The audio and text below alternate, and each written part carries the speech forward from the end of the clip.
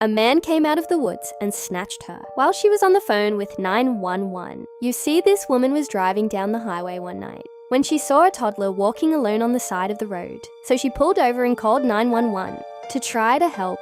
But the moment she got out of her car, a man came out of nowhere and grabbed her, threw her in his car, and she ended up in the back of an 18-wheeler. And even though she escaped once, they caught her again meanwhile.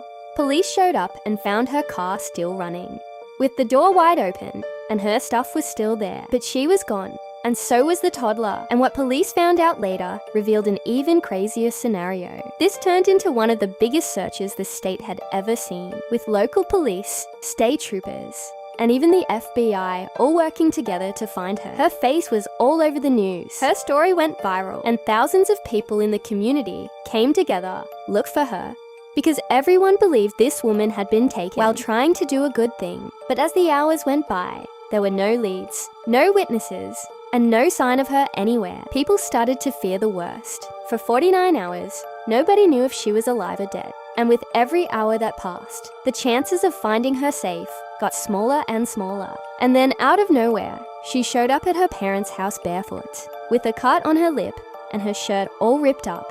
She told police that she had been blindfolded, taken to a house in the middle of nowhere, and forced to take her clothes off while they took photos of her. But eventually she found a chance to escape and ran through the woods until she made it home. The news reported that she was safe. Her family was crying tears of joy, and the whole community was relieved that she had made it out alive. But the police weren't celebrating, because everything they had found told a completely different story. Traffic cameras showed that when she spotted the toddler, she kept driving along the shoulder for way too long, which made no sense if she was following a child who was walking. Earlier that day, she had gone to Target and bought a bunch of snacks, but those snacks were never found in her car.